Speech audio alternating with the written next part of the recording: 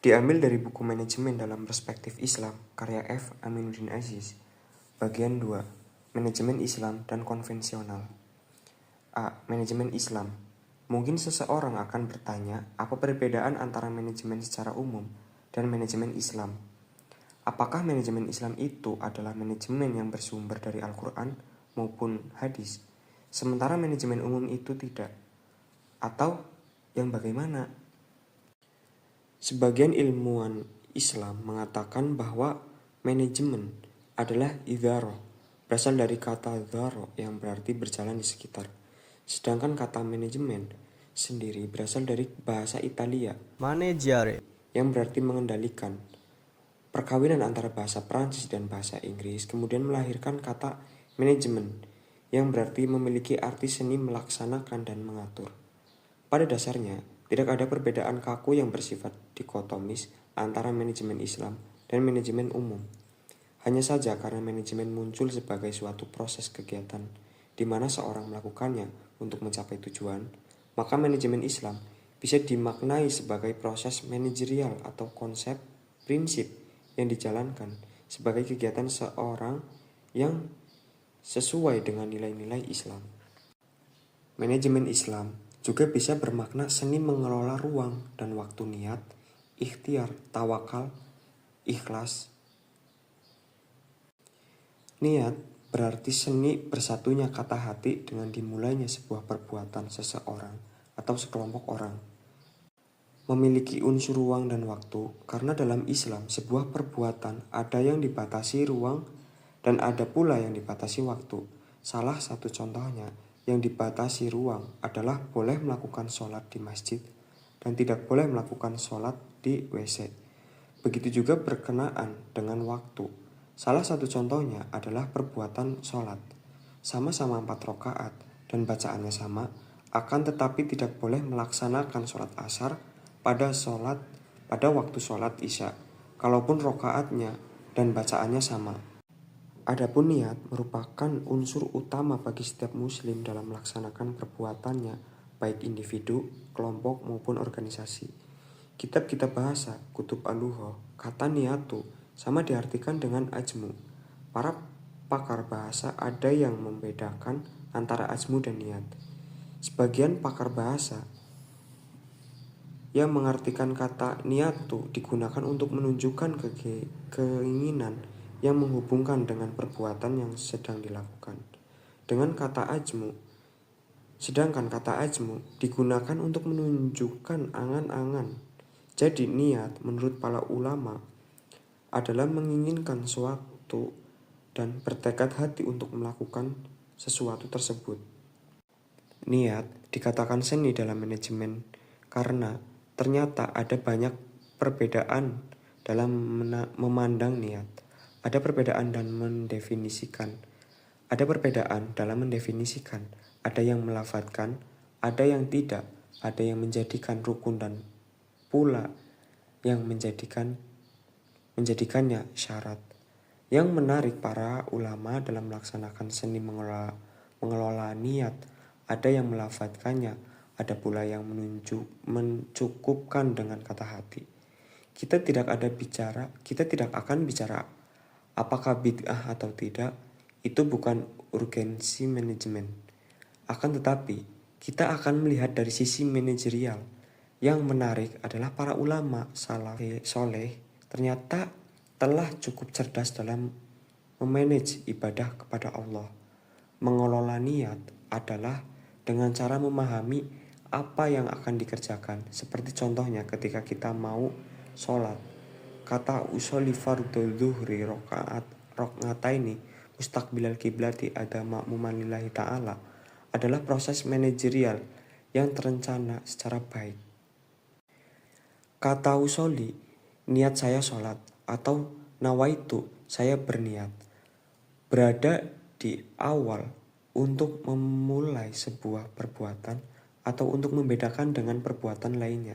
Seperti kata fardu adalah untuk menunjukkan bahwa sholat yang dilakukan adalah sholat fardu, bukan sholat sunnah. Hal ini dibedakan dalam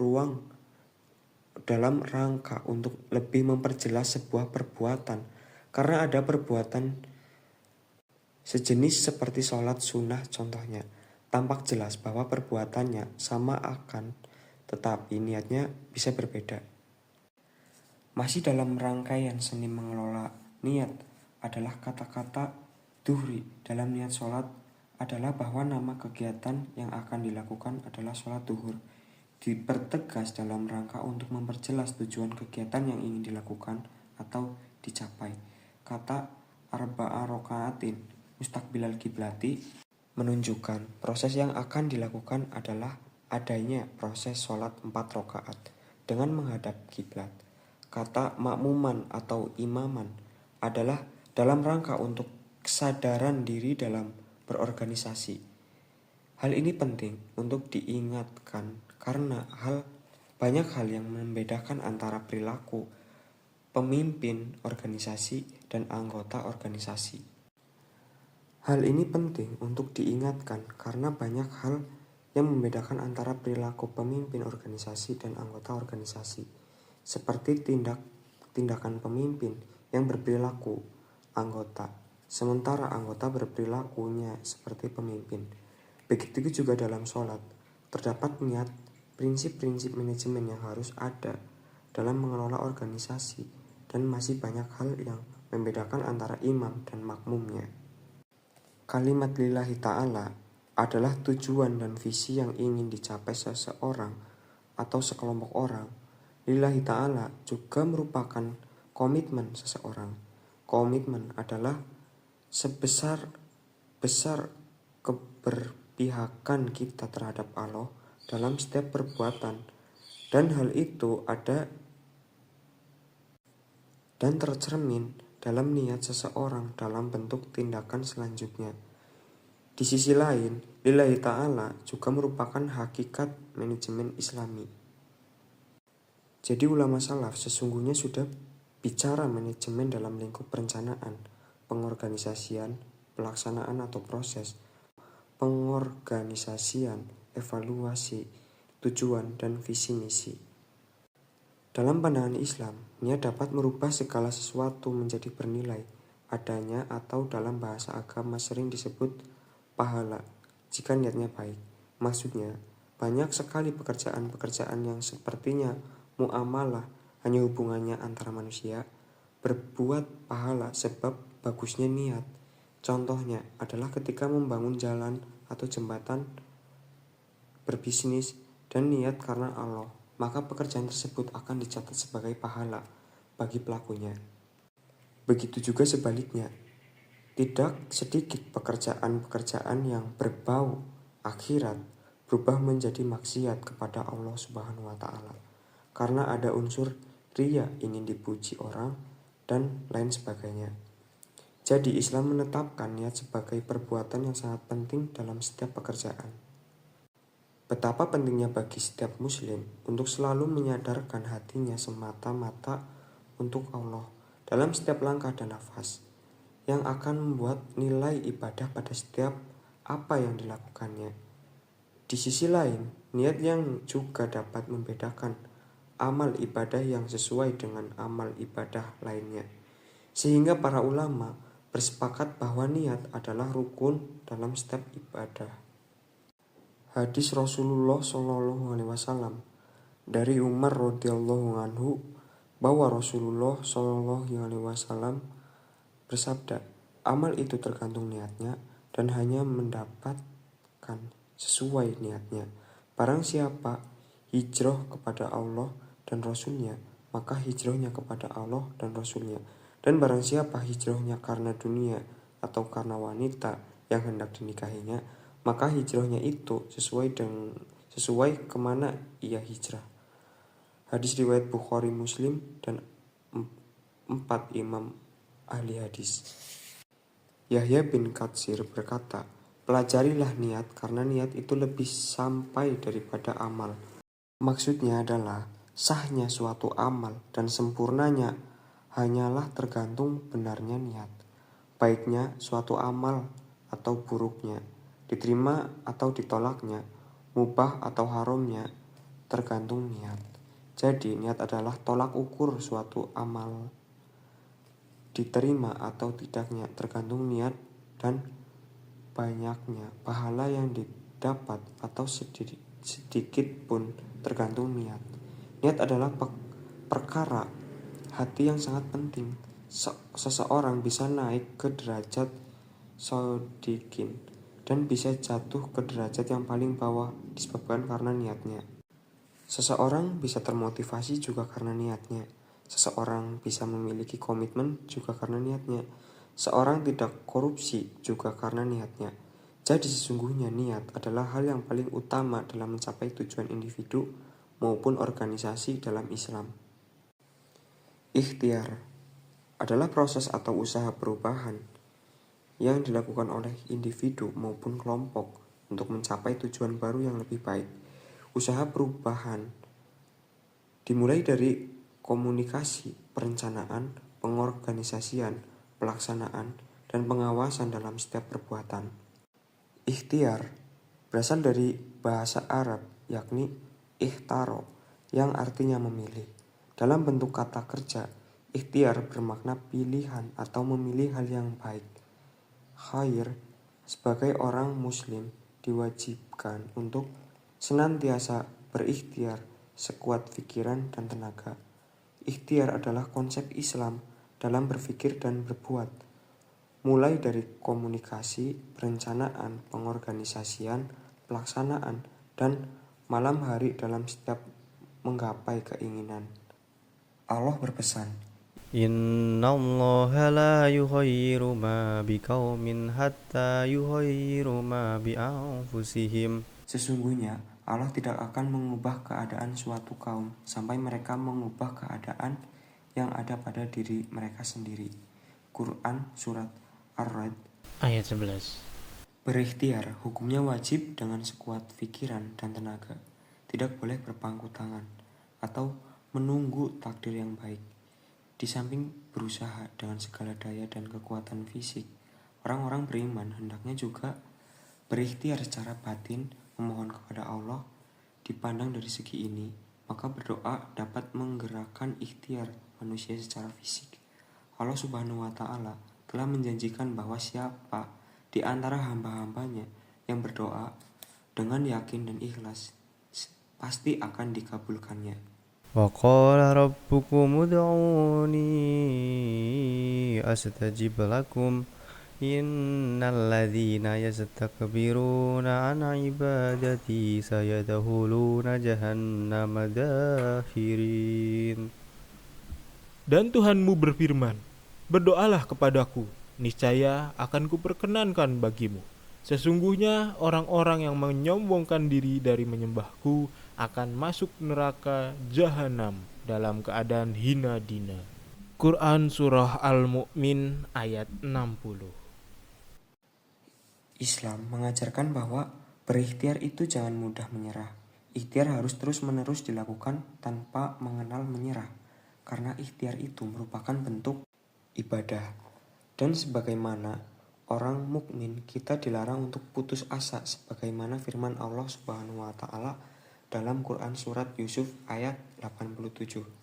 Ya bani yadhhabu fatahassasu min Yusufa wa akhihi wa la tay'asu min rauhillah.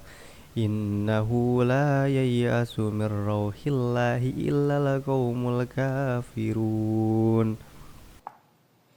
Yusuf dan saudaranya, dan jangan kamu berputus asa dari rahmat Allah.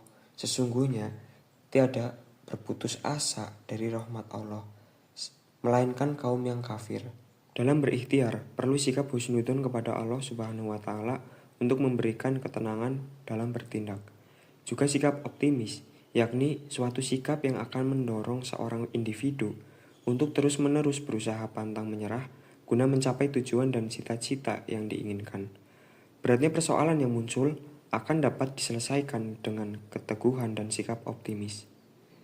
Tawakal berasal dari bahasa Arab yaitu tawakal yang berarti berserah diri atau bersandar.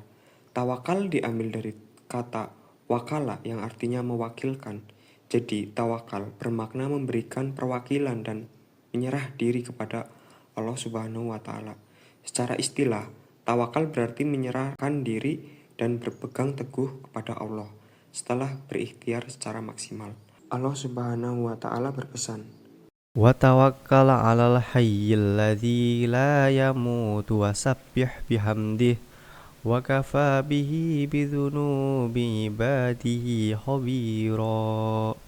dan bertakwalah kepada Allah yang hidup kekal, yang tidak mati, dan bertasbihlah dengan memujinya, dan cukup Dia maha mengetahui dosa-dosa hamba-hambanya.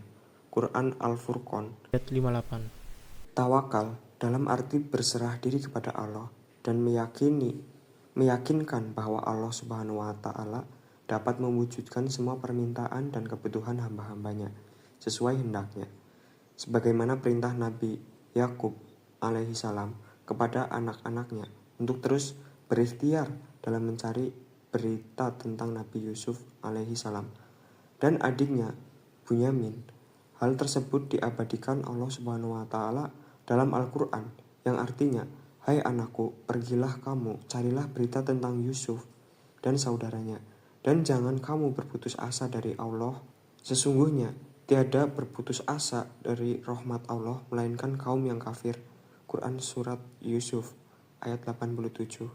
Ayat di atas menjelaskan bahwa manusia sebagai hamba Allah diperintahkan untuk berusaha, bukan untuk bersantar ria. Sebab rahmat Allah turun kepada kita melalui sebab atau usaha yang kita lakukan. Artinya, kita jangan pernah berputus asa dalam mencari rahmat dan ridho Allah Subhanahu wa Ta'ala dalam setiap tindakan kita. Tawakal sangatlah tepat jika dimaknai sebagai menyerah sepenuhnya hasil ikhtiar kepada Allah sambil terus-menerus berusaha. Unsur terakhir dalam manajemen perspektif Islam adalah ikhlas. Setelah berikhtiar dengan segala kemampuan kita menyerahkan segala usaha kita kepada Allah Subhanahu wa Ta'ala atau yang dinamakan dengan ikhlas. Apabila mencapai suatu sesuai dengan keinginan, maka bersyukurlah kepada Allah Subhanahu wa Ta'ala. Tetapi apabila mengalami kegagalan, maka pelajarilah lebih dahulu sebab-sebab kegagalan itu.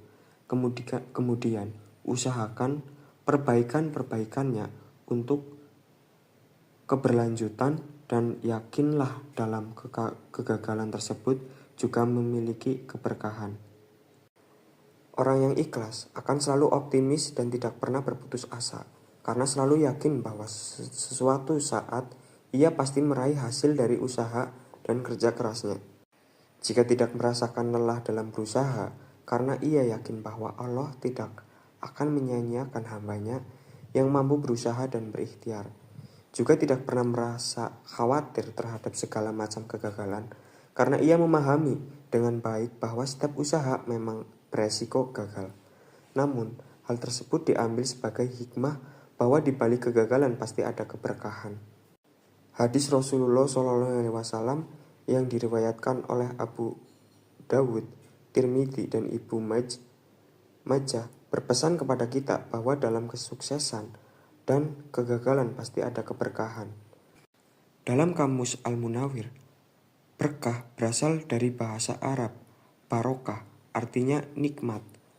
Menurut istilah berkah, artinya ziyadatul khair, yakni bertambahnya kebaikan.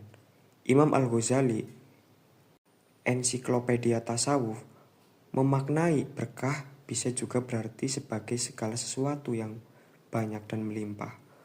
Mencakup berkah-berkah materi dan non-materi.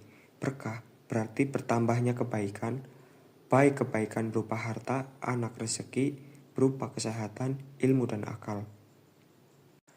Hadis di atas sangat tepat untuk menjelaskan bahwa dalam manajemen Islam, proses terakhir adalah ikhlas. Setelah umat Islam melakukan proses niat yang baik, ikhtiar yang maksimal, maka golnya diserahkan kepada Allah. Yang terpenting adalah keberkahannya.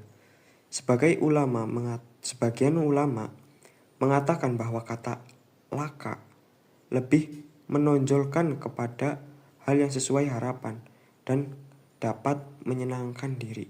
Jika tidak sesuai harapan, maka dan tidak mengenakan, biasanya berbunyi alaika. Dua kata tersebut ada dalam hadis tersebut berarti menunjukkan bahwa keberkahan ada hadir dari Allah dari hal yang baik dan pandangan kita maupun yang tidak baik dalam pandangan kita. Allah juga berpesan, Kutiba alaikumul qitalu wa huwa kurhul lakum wa asa an takrahu syai'an wa huwa khairul lakum wa asa an tuhibbu syai'an wa huwa syarrul lakum wallahu ya'lamu wa antum la ya'lamun. diwajibkan atas kamu berperang, padahal berperang itu adalah sesuatu yang kamu benci. Boleh jadi kamu membenci sesuatu, padahal ia amat baik bagimu. Dan boleh jadi pula kamu menyukai sesuatu, padahal dia amat buruk bagimu. Allah mengetahui, sedang kamu tidak mengetahui. Quran Al-Baqarah ayat 216. Lalu, bagaimana sebuah proses manajerial dapat dikatakan Islami atau tidak Islami? Setidaknya ada 4 hal prinsip yang harus terpenuhi untuk dapat dikategorikan atau minimal dianggap manajemen Islami. Pertama, manajemen Islam harus didasari oleh niat-niat dan etika Islam. Islam yang ditawarkan berlaku universal untuk semua ras bangsa. Boleh saja orang berbisnis dengan berbagai label Islam. Namun bila nilai-nilai dasar dari ajaran Islam yaitu akhlakul karimah, maka bisnis yang dijalankan tidak bisa dikatakan sebagai Islami. Dalam hal ini menarik untuk dicermati sabda Rasulullah, bertakwalah kepada Allah dimanapun kala berada. Ikatlah kekurangan dengan kebaikan untuk meleburnya. Manusia tercipta dengan etika yang baik. Hadis riwayat At-Tabrani dari Abi Darda. Kedua, kompensasi ekonomis dan penekanan terpenuhinya kebutuhan dasar pekerja adalah termasuk kelaziman apabila ada perusahaan yang memanipulasi semangat kerja seseorang dengan menahan haknya serta mengeksploitasi kewajibannya. Bahkan meskipun pekerja tersebut dihibur dengan berbagai janji akan pahala yang besar, dalam Islam pahala adalah prerogatif Allah. Sementara persoalan kompensasi ekonomis adalah kewajiban perusahaan untuk membayarnya. Ketiga, faktor kemanusiaan dan spiritual diposisikan sama pentingnya dengan kompensasi ekonomis. Pekerja diperlakukan dengan hormat dan diikutsertakan dalam pengambilan keputusan, tentunya dengan mempertimbangkan tingkat intelektualitas dan kematangan psikologisnya. Apabila hak-hak ekonomis pekerja tidak ditahan, maka biasanya mereka akan bersemangat dalam melaksanakan tugas yang diamanatkan kepadanya. Dan dalam ajaran Islam, semangat mereka ini termasuk bagian dari jihad yang diajarkan agama. Keempat, sistem dan struktur organisasi sama pentingnya. Kedekatan atas dan bawahan dalam ukhuwah Islamiyah, keterikatan dengan dasar semangat keislaman, tidak berarti menghilangkan otoritas formal dan ketaatan pada atasan selama tidak berkaitan dengan larangan agama atau maksiat.